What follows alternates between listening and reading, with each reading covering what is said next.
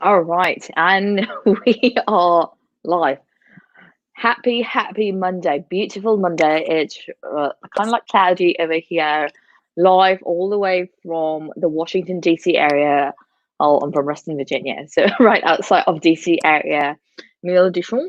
This is Heartship, the now of leadership and us. And of course, I have my fantabulous co-host, Annalisa Ponsky, who's a political scientist and an educator. How are you? I'm a little tired. It's been raining here, and so that's really just made me kind of tired. Like your environment does impact, so really Right. just a little tired today. Technology is not working. It's super annoying, so just trying to make it through. Right. Well, I'm happy that you're here. I'm happy everyone is here. I know it has been what such a hard time. It's week 9 for some under lockdown. So I'm grateful that all of you are here listening to this, or you can replay this on iTunes. But this is another great episode of Hardship, the Now of Leadership, and is where we explore various facets of what leadership and culture must be and become now in order to create a sustainable, evolving society that focuses on diversity, acceptance, and the heart. Remember, leadership, culture, and people, all these three things, it needs to be embraced from a holistic perspective. That's what leadership is. And leadership is not just about barking orders or saying, oh, I know, I've got 25 years of experience. Like, cut that bullshit out. Let's rethink what leadership and culture is. And today we have a great topic. I called it, I created a banner. So I do not know if people saw the banner, but it's check your privilege, ethical decision making. And I'm really excited to talk about this today, deep dive with you, Annalie. And because both of us have worked together for like 10 years on and off, right? In different positions of leadership and different positions, even in community based or even like long distance phase, and decision making comes up in different facets of our life every day, right? At every hour of our day. Like, what time should I wake up today? What should I drink today? What should I eat? Should I brush my teeth now or should I wait to decide to brush my teeth like in the afternoon, right? Whether to procrastinate or to take action. Those are all decision making, whether to speak up or not to speak up, whether to stand up for someone else or not to stand up for someone else, or to hurt someone else. Those are all decisions that we are making every single day, every single second of of our lives, right? Whether to impact someone else or whether to oppress someone else. Those are all decisions that we consciously make that just does not pertain to us, but pertains to someone else. It's always a domino effect when we make decisions for ourselves and for others. But we're going to be talking about ethical. Let's add another layer, ethical decision making. And can you imagine, like the struggles that would be if we just made decisions from a very selfish perspective or from a perspective where I only want to make decisions to help someone else. So that's the topic that we're going to be embarking on for 45 minutes to an hour, depending on how intense this conversation gets. So, what comes to your mind? Let's talk about ethical first. And I know you're really passionate about decision making and policies from a political science perspective and from education perspective because you are immersed in both of those two realms. And you're going to be exploring from those two realms, and I'm going to be exploring it from a very culture perspective and from a global perspective. So hold on to your seats and your ears, people. So let's start, Only. What does ethical mean to you?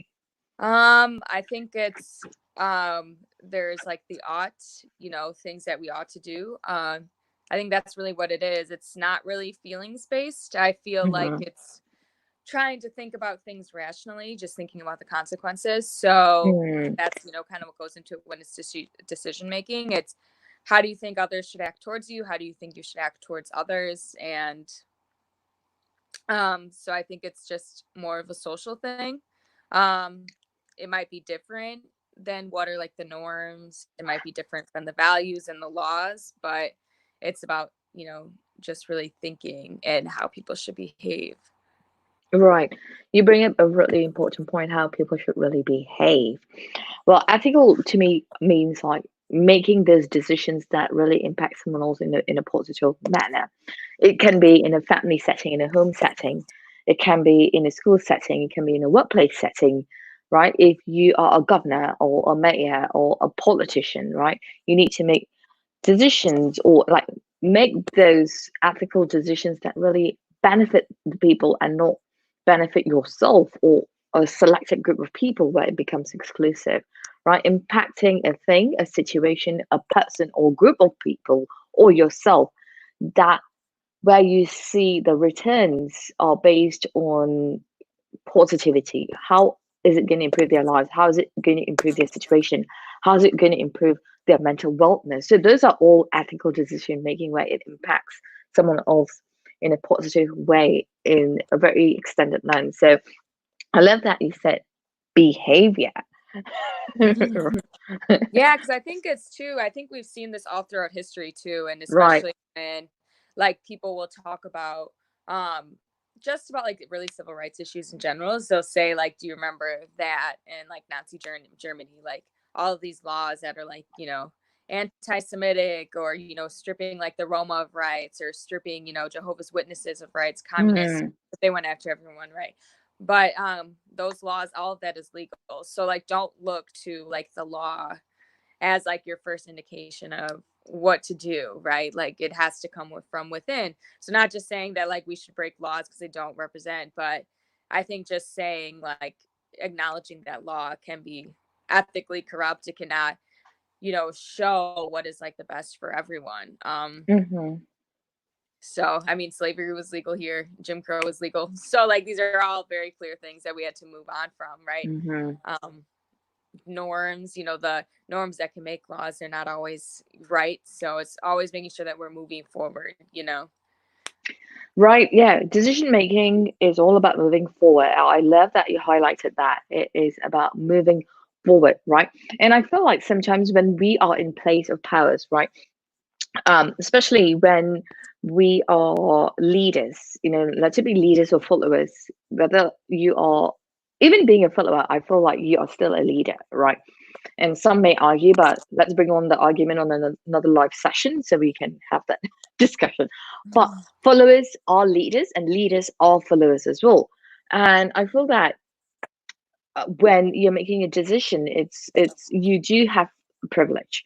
Privilege is about when you already have that decision making power, it becomes a privilege to you, especially when you are in a position of power to change someone else's situation or change someone else's trajectory at the workplace or even education system, right? How many times do we see people who are leaders in the education system create or make decisions to prevent students from getting scholarships or prevent resources from reaching students, right? And we spoke about this a few weeks ago. You highlighted a very important point where, especially now during the pandemic, the lockdown, students who do not have access to internet, how are they going to be doing online schooling, right?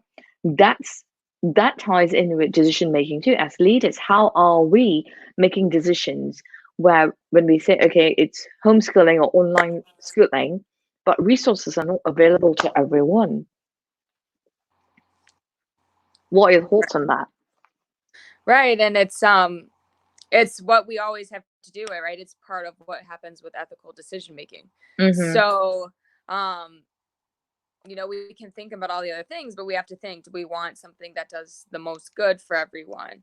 Do Mm-hmm. we want to make sure that everyone has like the most rights and like dignity? Do we want justice?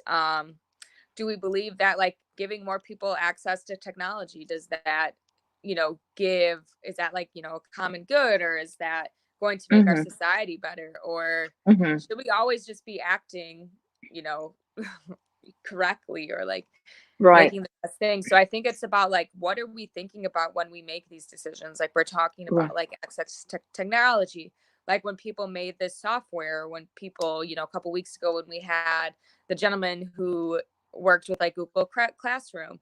Like, Mm-hmm. are those decision makers in Google, are they thinking about this? And this is the same Right. thing that like policymakers have to think about, is just, are you thinking about what are the unintended consequences of this? So if you Mm-hmm. go and you put technology in school districts, you know, in a bunch of school districts in California, which are, you know, fairly well off. Okay, so what is the unintended consequence of this? Mm-hmm. Okay, so we know it might potentially work in like these wealthier school districts, but then the flip side is, okay, so what happens in like low income districts? Right. Are they Right. behind the curve? Like, how do we remedy the fact that they're behind Mm-hmm. the technology and information? You know, there's becoming the increasing gap. So it's about, are those even being talked about? Is the information gap being talked about in like this particular instance? Mm-hmm. Are we talking about like widening inequality? Is, I mean, these are real consequences. So I Right. think it's not just about, you know, saying like, yes, we're doing this, but it's about those really unintended consequences. Mm-hmm. Right. And it's a very good point that you brought up about unintended consequences. Not all intentions are right, right? And I always go back into, in order to make your intention might be right, but when you're not exploring the wider lens, like you mentioned about, are you acknowledging all those gaps, right? Are you acknowledging all those curves, the inequity curves, whilst making decisions, right? It goes back into how, as a leader and as a follower, don't only think. I want all listeners and viewers to really grasp this. Not only, not leaders only get to make decisions, right? Even as a follower, you have the power to stand up and a responsibility to stand up and say, no, this is not working. So even as a follower, you become a leader by challenging the decisions, right? Which does not seem ethical. So but I want to highlight all these points whilst making decisions, whilst making like intentions, right? When you're creating something that impacts the community, it happens in workplaces, in policies, in the nation, community, whatever, schools, even at homes, right? Whilst making decisions, you have to constantly combat your own unconscious bias, your conscious bias, your confirmation bias, your social exchange bias, your negative bias, your egocentrism, your ethnocentrism, even diversity. You need to understand, what does this paradigm look like when I'm making a decision or when I'm creating a solution? Am I creating a solution for an exclusive group, or am I creating a solution for everyone? Even if that solution does not look immediately like as though it's solving everyone's problem, but you need to have the mindset that, okay, this is the solution. It's going to help someone, like a small radius for now. How can I how can I challenge myself and move that in a wider radius? Okay, now I'm going to help students and combat this and widen this solution as to how is it helping districts, right, with lower income or students who do not have access or resources like internet or Chromebooks, right? How can I solve that problem? And then extend your radius even more, all right? So I have already solved this problem in my community, in my nation. How can I tap it into other countries, like third world countries where education is not even valid over there? So it's all about really fighting and challenging our own biases, like unconscious bias, conscious bias, confirmation bias, social exchange bias, negative bias, egocentrism. So I want to get into egocentrism because that is directly correlated with our decision making as well. And then expand into that. It does not mean that if you are a leader and you have got the power to make a decision, you have to get it right immediately. No, you can always innovate, rethink, right? Recalculate. That's what measurements.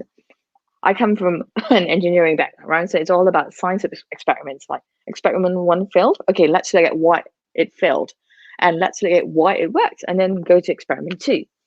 But let's talk about egocentrism, and then I want to talk about confirmation bias as well. Why is checking our own egocentrism is so important when making decisions that impacts the greater people, like greater good? I think it's just, we have to like look at it, right? So we have to be honest kind of with ourselves, kind of like we talked about before. Because if we're really thinking about like these type of things, like how can we really, necessarily always move forward? How can we, if I'm so focused on like what I think is right and like what I think is good and like, or rather like focused on like, the bias that like I have and like clouding my decision making. It's Mm-hmm. how can you, I need, to be cognizant of what other people are going through. I need to look at other alternatives in order to make like the most ethical decision, right? So Mm-hmm. I have to be able to not only think of like the considerations that I'm making, I have to be able to listen to other people's considerations. Right. Other people may bring different perspectives and points of view, and it's essential for me to listen to them, right? I need Mm-hmm. to consider what they're saying. Um, you can't make the most ethical decision if I'm only focused on like what I need and like what other, because really ethical decision making is literally considering others. It's Right. considering what they're going through, what the consequences are. So to only consider, myself and like to think about my own needs, it's it seems like it's right, just the exact Mm-hmm. opposite of what ethical decision making is. You have Right. to think about others. You have to have like a heightened sensitivity towards what they're going through. Yeah, no, I absolutely agree. We have a comment from one of our viewers, Hats and Boots 1978. Never ask how can I help without also asking who might this hurt and how can I include them. This is such an imperative factor, right? When making decisions, when you are leading, or even when you're following in order to lead, right? Don't don't ask how can I help. It comes from a very egocentric perspective. It comes from a very superficial perspective, like just based on a culture perspective, right? Because like I'm going to use an example. Like my mom is a stroke patient, right? She's been paralyzed for 20 years now. And when she first got paralyzed, it's like so many people came forward, like, how can I help? How can I help? How can I help? Without asking, right? Without asking, like, how can I include people who are taking care of my mom, right? How can I include them in the decision making rather than just people were so quick to saying, okay, this is what you should be doing. This is what you should be doing, like going, asking for resources, applying for programs to assist like financially without even understanding like how it's going to affect my mom or how it's going to affect me and my sister who were the primary caregivers. And then when we take it into the workplace, right?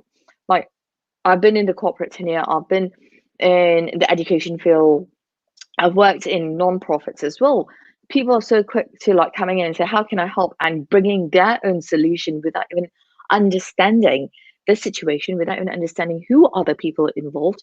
How is it going to impact them from a very extended lens? So I feel that when we make decisions, usually when we don't understand the greater intention, the greater needs of other people, we are approaching from a very Hello? egocentric perspective Hello? as yes, hello. Operating from a perspective of, you know, this is what I know, I have got it right. So we need to eliminate egocentrism from decision making. Are you still there, Anthony? All right, we are having some technical difficulties, seems like, but we will continue on with the chat. So I'm going to move on to the confirmation bias. Confirmation bias. All right, when she's back, I'm going to bring her on again. Annalie is having some technical difficulties, but never mind. So we're going to be talking about confirmation bias. Confirmation bias. All right, she's back on again. All right, you're back on. So Hello? we're talking about confirmation. Can you hear us? Hello? All right, we are live and we're experiencing technical difficulties, but never mind. She'll be back again. So confirmation bias is something that we, when we look for situations, right?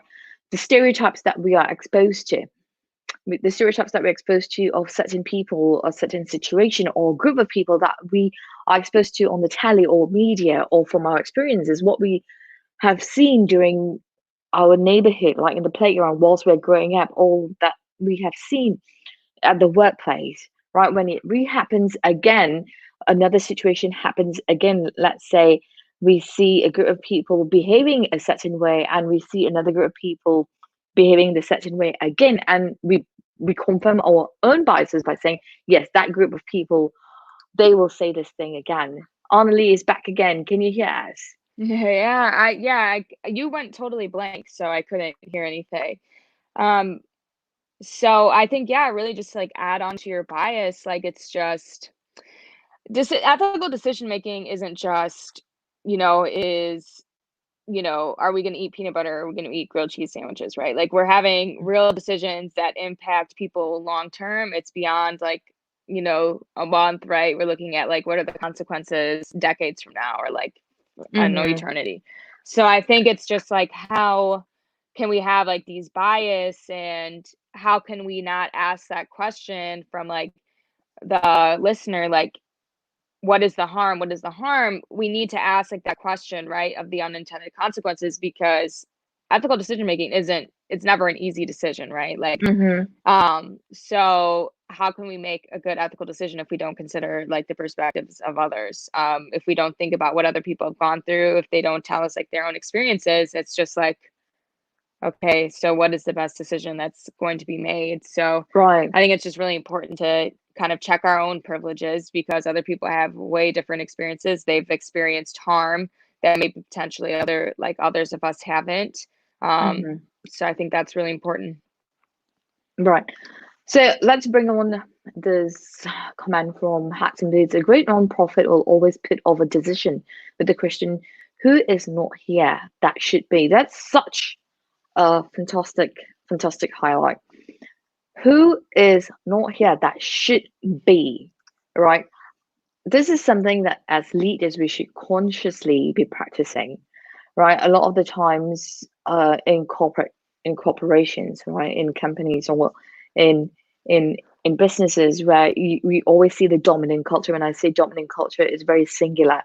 The less representative are not included, right? Especially whilst making decisions pertaining to diversity or hiring, right, or inclusion, or anything that impacts people like POCs, right, or the minorities. Let it be, it could be veterans or disabled, or people, the older generation, right, or the baby boomers in a company. Like, people make decisions from their singular lens without including them. So it's such an important question to ask, right?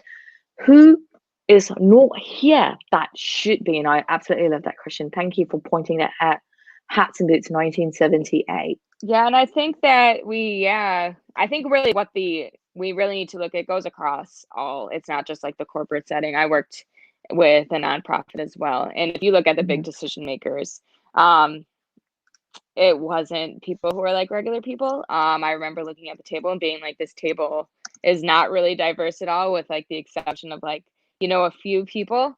By Right, and large, the table is mostly like white men who are educated. So right. you look at like, you're making decisions that are representative of like an entire neighborhood, the particular one that I worked with, and it's like, well, how representative are these decisions, right? Like, Right.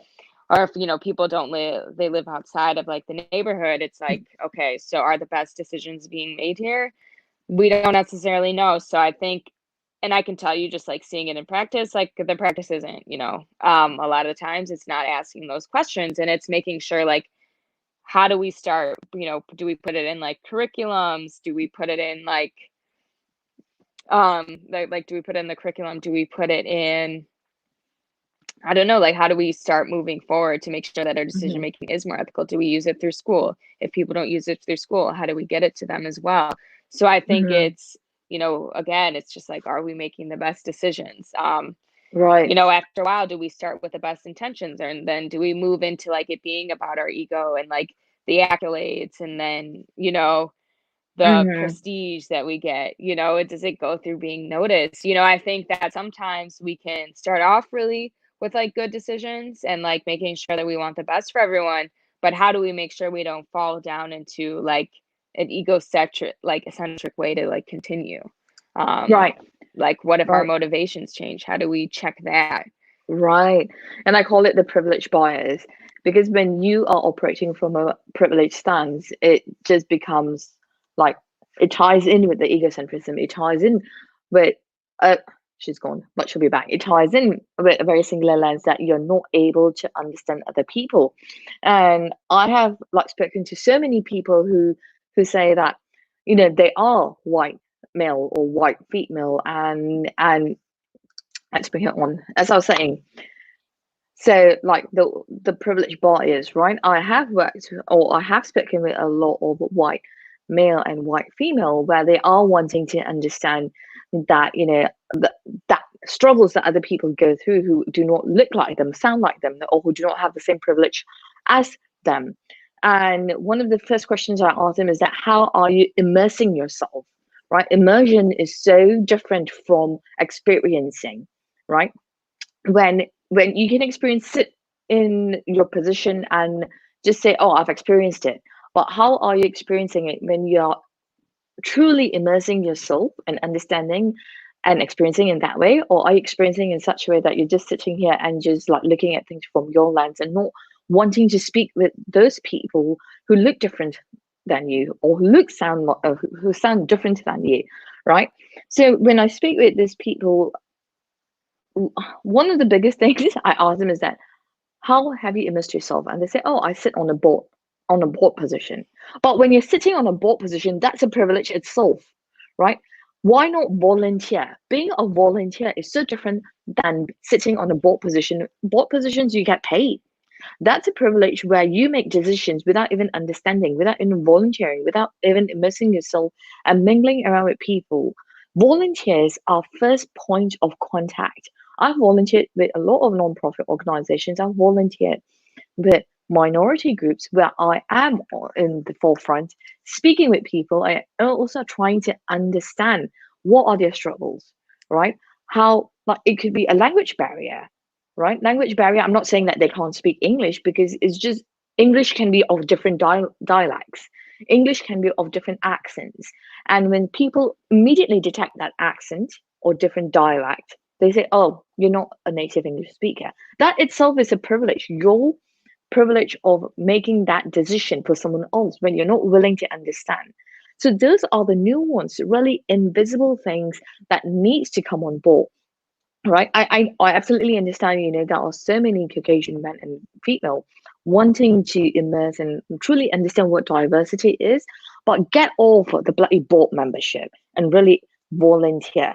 Go volunteer in communities, be that first contact person where, you go to people's houses, truly understand what kind of living situation. Don't just see it, right? Don't just see and say, okay, this is what is going on, but really understand why are they living in such a manner, what is lacking, how is their family dynamics, how many people are supporting that family. Because like sometimes the privilege that you have, right, as a white male or female Caucasian, you do care for your disabled parent, but how how are you caring for them, right? Is it because you have that extra help, like from an adult care, from a child care, as opposed to immigrants or people who don't have those resources? So privilege is so nuanced while making that decision, right? So that's why I wanted to highlight. Don't say I'm volunteering without really being that first point of contact and really immersing yourself and truly understanding what diversity means. What are your struggles? Let me hear you out. And then when I have the power to make those decisions, let me bring you on, and not just, okay, I've heard you, you stay there, I'll go forward. Like bring that person along with you, represent that person, and let that person represent themselves as well. What are your thoughts, Swaggins? I think it is really, it's just, I think, yeah, the immersion is, I think it is like a smart, and I think it's responsible thing to do, right? Is to acknowledge one, like, I think you learn a lot more about your privileges when you see what's going on in other communities. Mm-hmm. So I think it's really important to like look at that, right? Like, Mm-hmm. and I think it's just okay. So when you see like what's going on, what's happening, okay, so what are you going to do next? Right. So it's not just like having this information, like, yes, I have privilege. Yes.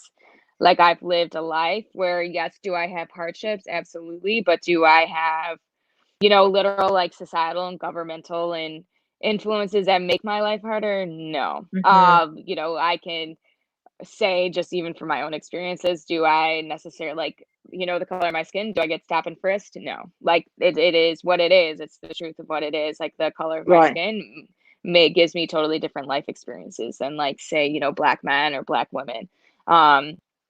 So I think it's, you have to be truthful with yourself. And I think it's Right. also, so once I've, say I'm still on that board position, right? Like that you were kind of Mm-hmm. talking about earlier, saying that white woman on the board. Okay, so what am I doing with that position as like a white woman on the board? Okay, so if I know that I've both immersed myself and I still hold this position, okay, you know what? Now it's time for me to give a voice to others. It's that time Mm-hmm. for me now to like pass that mic. Um, if other people, maybe if they're afraid to speak, to make sure that I'm sharing their stories and sharing like their experiences. Do I understand all the way? No, there's just some situations I will never fully understand, acknowledging that Mm-hmm. that is just the truth and that is the reality. But it's important that I give other people a voice, or if they don't have a voice, I start moving it in a direction where they can. I start amplifying, like, there's so many people who feel, like they're oppressed or that they're, Mm-hmm. just really going through it, and it's making sure that like their cries are heard. Um, it's just there's people who are struggling and who don't know the outlets, they don't have the resources to really feel like they can make a change, and it's important that I start moving that dial. Mm-hmm. No, that's such a great point, and like to your point, I echo that point. When you do have that privilege, right, as a white person, bring that other voice, right? Like pass the mic, and you mentioned about that, and this is so true. Even in organizations, right, in companies where everyone is wanting that diversity, right, and trying to understand people, like how can we hire, how can we promote within, how can we write a performance review, right? Everything needs to come from a perspective like you consciously challenge your own discriminations. You challenge your confirmation biases, unconscious bias, your conscious discrimination as well, and especially your negative bias. Just because someone who is black or brown or East Asian, right? Just because they have done a mistake or they have misinterpreted what you said, don't immediately go and say they don't understand English because English is not their first language. Because it has happened to me before. I've seen it happen to so many other POCs before, right? Where they use English language communication as the first call of attack. Don't use that, because you have to truly understand. Like, that isn't a singular way of communication. That isn't a singular way of assimilation, right? If you truly want to be a champion or not a champion, advocate an enabler of diversity, you really need to enable those nuances, right? Okay, let me understand you. Let me bring your voice. Don't just create positions of tokenism. Don't just say, okay, we have only got X number of seats on the table, right? You have to create your own seat. You have to prove to us. Change the bloody narrative, right? When you are in those positions where you do have this power to make decisions, ethical decisions, decision making, right? Oh, I can't pronounce today. Decision making. Challenge that paradigm. Why must it be a table? I say create a room, create a new environment, get rid of the bloody table, create a new environment, go outdoors and say, this is the space we have. How many people can come and join us, right? You are welcome to join us. That's the acceptance piece that we are missing in even ethical decision making in a lot of organizations. I'm going to touch on workplace because there's a culture, there's a rising talk of culture, right? We are creating a great culture, blah, blah, blah. But when you're creating a great culture, you really have to decide, you have to challenge yourself, am I making the right decision whilst hiring, right? Recruiters, you are, you're included in this, right? Recruiters, hiring managers, talent acquisition, everyone who plays a part in this, you are responsible for it too, like hiring, onboarding, promoting performance, productivity, right? Even when we're promoting someone, that's bias right there. If I am in a power, right, in a place of power, and I decide to promote someone, I've seen this a lot um in my previous years, right? 6 years ago I witnessed this. There was a white female who was in her 20s. She was a millennial, right? And she was favored more than this Asian person. She was slightly older. This Asian lady was slightly older, right? Her demeanor was different. She was not loud spoken. She was not loud. She was not like celebrating the boss's birthday. She was not out there. But she was out there in such a way that she would always speak out in meetings. She would always highlight solutions for whatever processes there were. And this female white person was more like curry favoring in such a way that I'm going to make friends with everyone and make my name known. I'm going to be friends with them.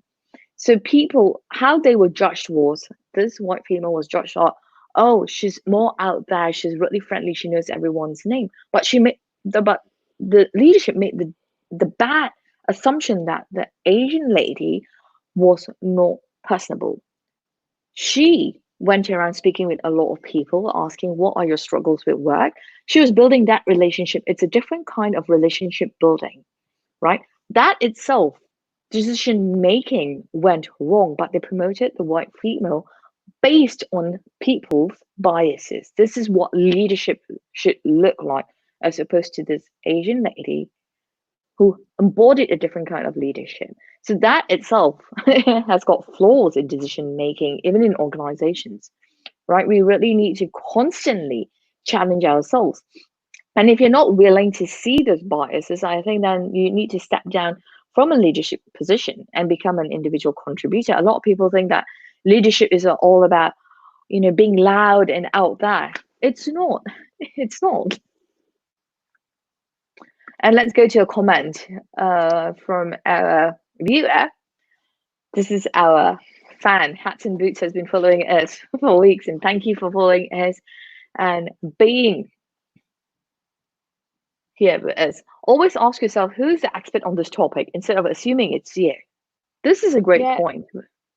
Go ahead. No, it really does think about when we move forward into like how to actually have like ethical decision making, right? So we first have to acknowledge what is like the issue that we're talking about. So whether it be housing or technology, some of the issues that we've talked about before. So we have to decide, maybe moving forward with that whole education thing, like technology during this time is right. Like, what is the issue, right? So could access to technology at home, like doing school at home, right? Could that be damaging to some people? Could some people be left out? And it's even like sometimes asking, right, like, thinking a more favorable spin, but are there two goods going on, or are there just two bads, or do we have to think about what is like the most efficient, so we have to really consider like what is the issue, what is the crux of what we're talking about.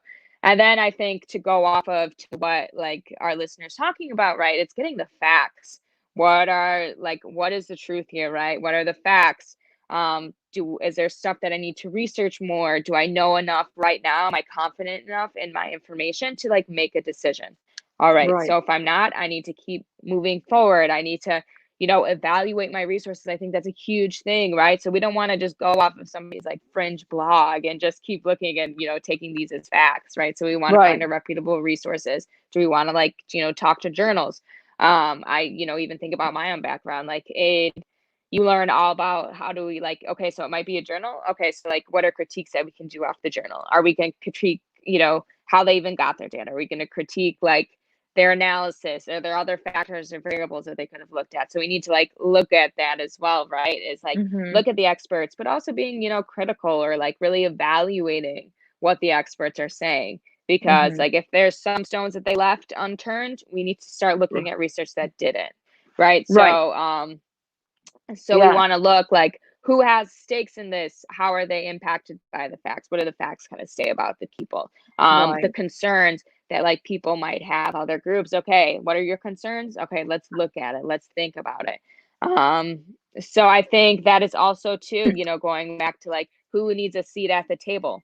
Okay, so we need to start looking at like, have we talked to everyone who's impacted by this, right? Because I even think about right now what's going on like coronavirus is which a lot of people are talking about, like, okay, so like look at like really really urban communities, right, and then like see how this impacts them. Very very important to think about like the urban poor, very relevant. But then I thought about like, even in my own experiences, okay, so we have people without running water in like rural parts. I think about like Native Americans. Like there are some reservations that I've seen, right, Mm-hmm. been to, that it's like running water.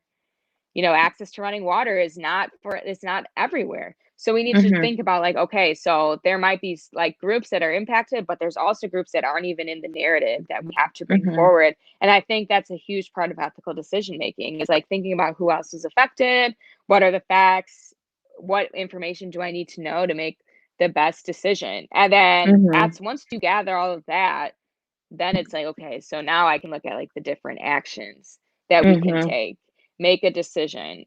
We can really analyze like the outcomes, you know, kind Mm-hmm. of reach conclusions, what works, what doesn't work. So I think it's, you know, we can probably talk more about evaluating, but I think Right. right now for like the point of discussion is like, what do we, you know, who are the people, who are people that we need to consider? Right. Right. Different perspectives for sure. Yeah, no, I like the point that you said, even like with experts, right? You have to analyze or even highlight what is missing. And that's something that we constantly do in my company, where, when I do research on any kind of topic, I constantly find like, okay, if this is an expert writing this article, like your expertise can be like 10 years old, and things change, things evolve constantly, like because people evolve, people's mindset evolve, even though some people choose to be stagnant. But when we are making the decisions, we have to evolve as well. If research 10 years ago, if research is all 10 years ago, like do your research. No one is stopping you from doing your own research, collect that data. But again, like do research that eliminates confirmation bias or unconscious bias. So include all those people, right? Even like when I create my survey, like Annalie over here helps me. Like, what am I missing out? What am I, what do I need to rethink? So having people who are different from you. So that's why it's like I like to include people who are not in the same line or industry as me, right? Because being a political scientist, Annalie, or an educator, you see things from a different perspective.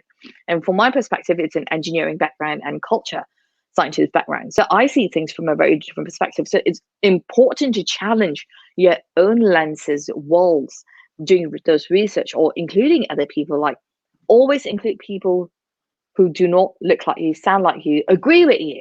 You want to include people who do not agree with you, because when you include people who constantly agree with you, they are not challenging the gaps. Going back to gaps as well. But I want to go back to what our view is saying. I forget expert has a different context in the education sector. My bad. It's fine, hats and boots. but thank you for highlighting that. And decision making is it's not just a very straightforward journey, right? Decision making, like you said, we need to include people who are not at the table. We need to change the narratives, right? What does the narrative of other people who are not included look like? What does the narrative of people who are left, consciously left behind, looks like, right? So when we make decisions, I want to go to this next part. When we make decisions that only caters to exclusive groups, right? When we do have a blind spot, or when we put our blinders on and say, no, I just want to promote this person. This is what promotion looks like. This is what productivity looks like. This is what performance looks like. We are missing out from understanding how other people function, let it be at the workplace, even in school systems, right? The way that we grade, the way that we test our students, who will make the bloody decision of a singular test? Really? Like, did someone forget intelligence? Did someone forget what intelligence looks like? Did someone forget how I assimilate topics and context differs from you, Annalie, or differs from hats and boots, or whomever is listening out there right now? Like when a child is born, right? It takes what some toddlers take 3 years, 3 years to develop to speak, whereas some babies speak within like 6 months or 9 months. Some toddlers take like 4 years to learn how to walk. Some toddlers take a year how to learn how to walk. These are all evident in life form itself, right? The way different people assimilate, the way different people learn how to speak, even children, right? You can't create a singular way of text. You can't create a singular way of living and assume that this is how we're going to make decisions. So I want to recap our conversation as to, in order to make ethical decision making, there are some things that we consciously need to do, right? Need to challenge ourselves, which is challenge our unconscious bias, our conscious biases, our confirmation biases, our social exchange biases. And I know the list is so bloody long, but these are all essential. Our negative biases, our egocentrism. Even when you get rid of your egocentrism, when you reach ethnocentrism, challenge those centrisms as well, and challenge how the paradigm of diversity looks like. And to Arnali's point, you have to even challenge, okay, where are the gaps? Where are the gaps in expert research, or what are the experts saying? You constantly need to challenge everything and include people who are not that, even when you have the power to represent them. Like, bring in their concerns, get rid of the bloody table, create a new environment, and welcome people to bring in their voices. Anything else that you want to add, Annalie? Yeah, I think it's just really just doing a total overview of, right, just decision making. So I Right. think you're talking about, right, a portion of decision making, which is really, really important. But you also want to be able to talk about, like, what is the issue, right? Because, like, Right. those bias, like how you interpret those bias is going to vary per each issue, right? So, like, your issue Mm-hmm. towards housing, or your issue towards education, or like food access, or like whatever have you, right? Like, those bias are going to manifest themselves in different ways with each issue. Right. So it's important to be able to look at, like, okay, so, like, yes, these are here, but we also have to really get down to, like, the core of, like, all decision making, right? Like, so whether it's like, if you're looking at a bunch of different houses, it's not like, okay, why do I not like these different types of apartments, or why don't I like these Mm-hmm. type of houses? Why don't I like these type of neighborhoods? Like, you have to go back to the issue, right? The issue is, like, Mm-hmm. I'm looking at, like, finding a place. So find out really what you're looking at, and then just being like, okay, so whatever the issue is, how could this affect, like, many people? How could, like, I guess me renting that house, or like me having access to, like, these different Mm-hmm. neighborhoods, how does that, like, impact people? And then we want to start getting, like, the facts. We want to just get the things that are just really not debatable, right? Like, to me, it's like, Mm-hmm. facts aren't debatable. Like, it just is what it Mm-hmm. is. Like, I Right. Right. personally, Right. I'm not in, like, this, alternative facts. Like, I don't believe any of that. So it just is what it is, right? But then we also want to start thinking about, like, what are the decisions that we're going to make, right? So it's not just talking about, like, what impacts my decision making. It's about, like, what literal decisions do I even have to talk about? So Mm-hmm. do I want to make the decision that's going to do the most good? Do I want to take that utilitarian approach? Mm-hmm. Do I want to respect, like, the rights and, like, dignities of everyone who is, like, making decisions, or who will be impacted? Do I Mm-hmm. just want to treat people? Do I just want to take, like, an egalitarian approach, right? Do I just want to treat people equally, and that Mm-hmm. be just it? Okay, so it's like, what are then the impacts of just treating people equally, right? Because I think that's when Right. people start talking more about equity. Do I want to just Right. think, what is, like, the common good? Do I just want to think about what's good for the community at large in general? Um, and then maybe even thinking about more, like, inwardly, is making this decision getting me closer to where I want to be? So I think it's then we have to move forward and make a decision, right? Like, so we have to decide, like, maybe I want to, instead of doing beta test, like, for technology, do I want to do it in communities where they don't have necessarily the same access to Mm-hmm. technologies? Do I want to use technology to, like, bring them up to speed? Um, and then it's just, do I want to, then afterwards, we're going to just decide, like, did this policy or practice, did this work the best? Right. So I think it's about bringing all of these different Facets. Yeah. decisions and, like, conversations together, and just bringing them forward here, and then really just, okay, then where do I go from here? What decisions do we need to be made Mm-hmm. next? So it's just a cycle that keeps going, and there's so many components to, like, this one cycle, and Right. decision making isn't easy. It's It's definitely it's not. tough, and I think it's made a lot better, though, when you start really Right. when you do talk about, like, the bias, and when you have other seats Right. at the table. Right. So I think it's really important, because I think the best decisions are made when different voices and different perspectives are heard. And I Right. think, yeah, you definitely would agree with that. Yeah. it's also important. Like I've been in a lot of hiring circles, right? I've been in hiring decision making where we have a lot of different voices, and yet the dominant voice says what I say goes. Also, when you have different voices and when you have a dominant voice saying what I say goes, challenge that as well. And because you want to make the right decision that impacts, right? Because when you conform to what I say goes kind of a voice, then people will adopt that, right? Moving forward, I've seen so many people like they give in and say, "Oh, I'm afraid to speak up." You don't need to intimidate someone when there's an intimidating voice, even at the table. Challenge that, because when you don't challenge those dominant voices, right, ethical decision making becomes tougher.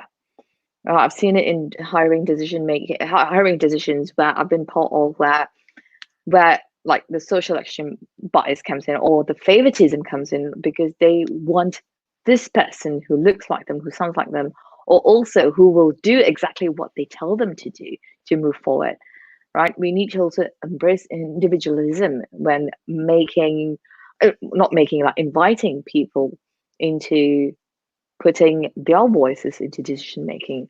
So I agree with you. Decision making is a holistic approach. It's just not a singular approach. It's like making, even when you feel like, okay, this is the decision that we made, and if you feel like it's a wrong decision, doesn't matter. There's always time to rethink and to reapproach it in a different way. I think this is where a lot of the times people feel it's like, oh, I made a wrong decision. Let's just go on with it. But when you have the mindset to say, I've done a mistake, let's relook at this, that's when real change starts to happen as well. So that's another facet to decision making as well. Like, don't say, oh, this is a wrong decision, let's just go on with it. Like, challenge those things as well. Like, like to your point, you said that, like equality, bringing equality, but at the same time, equality does not create equity to a lot of people. Then we need to challenge, okay, how can we pivot this to bring equity, and then again invite different voices consistently and continuously. Today's Monday, I can't pronounce my words for some reason. Yeah, no, I think it is just being it's not necessarily always being, critical in a negative sense. I Right. think that there's a way that you can really just look at a situation and Mm-hmm. see, okay, maybe this didn't, it's looking at like, okay, maybe I didn't think of these consequences when I was making this decision. So I think it's about just having truthful analysis of like your Right. situation at the end. So it's not just like, oh, everything was great, everything was peachy keen at the end. No, it's like, okay, so did I make a mistake with that decision? If I Mm-hmm. could go over and do it again, did I leave anyone out? Okay, so when I Mm-hmm. make the decision, the next decision, how do I not leave people out? Right. How do I remedy like the things that just didn't work out this time? So I think this is also another thing that, it's just okay to be a bit critical, but remember, like, don't do it to a point where it's not Mm-hmm. beneficial anymore. Right. So, there's just a lot of things that go into making a decision. So there needs to be a lot of things to consider when you analyze the decision that you've Mm-hmm. made. So I think it's just really important to think about, and you have to really follow this process all the way through. You can do all the like make sure it's balanced throughout. You can do all the legwork, like really considering like all the decisions that you can make. Okay, but remember to put that much energy into analyzing why the situation worked out or it didn't work out, or grows and glows. Like for all decisions, like there's always something to think about. There's always, Right. discussion pieces, and like don't be afraid to have those as well. That's so true. So this is a session that brings an end to our session of ethical decision making, checker privilege, decision making. We all do it, but being ethical decision making is something that we all struggle with, but it's something that we have to progressively move forward to make those decisions that impact people in a larger way. No, Check your biases, absolutely. include people, represent people who are not that. Thank And I you. think I want to also just really kind of stress, I know we talked about, create your own spaces and doing things like that. And I want to like stress to people too, I don't want you to only think that that's the only way to make impacts. I think that some people do feel powerless in the structure, and I don't want to minimize those feelings. I really do just want to say, like, there are little micro things that you can do to move us forward too. It's not just these huge macro actions that determine what, what is going to happen. And as you know, if you think about shifts in culture, it's not, we didn't take direction, right, from like what governments were doing, right? We didn't take direction from, what, I don't know, like corporations were doing. Change happens through like the minds and discussions that all of us have. Those attitude shifts, like these institutions aren't going to be the first thing to shift. It's just not Right. going to happen. It never really has happened. It happens through the little things that you do in the day to day. So I don't want people to think that, like, okay, just because I'm not a leader, or maybe I don't have the resources to create my own space, okay, what can we do in the spaces that we have? So I don't want people to feel like, okay, because I can't create a space, like I can't do anything. No, there's so many different ways that we can change, our culture, right? We can change it through the arts. We can change it through, and I feel like a lot of times technology is democratizing, right? So like it's looking at all these different tools that we can use, and just know that you too can make a change. You can make a difference. There's so Right. many people who go viral and change where institutions go. So I don't want Right. only people to think that change only happens through these major institutions. There's usually Right. attitude shifts that move Right. us forward. Well, like I said, there's just because you're a follower does not define that you're not a leader. There's a leader in every follower. There's a follower in every leader. Mm-hmm. To your point, what's your digital footprint? Because we have access to Twitter, we have access to YouTube. You can create your own voice, right? That's one of the reasons why I created my own podcast, because I got so tired of being excluded, right? And I got so tired, and then I was like, you know what? I'm going to create my own podcast. I'm going to talk about the things that are real, right? These are the conversations that we need to be having. I created my own space. I do not know if I don't have millions listening to me yet, but these are the conversations that need to happen. When you speak more and more, you're telling your truth, you're telling your story. Your voice represents someone else who's not being included. So these are all platforms, these are all ways that you can get your voice heard, right? And that means the more you speak, you are in fact leading someone else who feels the same way as you do, right? I'm not saying that misery loves company. It's actually reality loves company. When you talk about real things, it's reality. Reality loves company. Reality invites people to come have real conversations with you. So that's all the time we have. It's exactly 1 p.m. Thank you for joining us during lunchtime in the East Coast, 11 a.m. brunch time in the Midwest, and 10 a.m. in the West Coast. And it's like And so I was like, yep, one and it's way one earlier. 1 a.m. Morning in time. 1 a.m. in APAC and 7 p.m. in Europe. So thank you again for coming on board, listening to us. Thank you for all our viewers and listeners coming on board and giving us support. So till next week, this is Heartship, the Now Leadership and Us. We need to rethink culture, rethink how we lead now. If now does not happen, the future will never become possible. This has been Mila Duchamp and Annalisa Ponsky. Toodles. Thanks, everyone.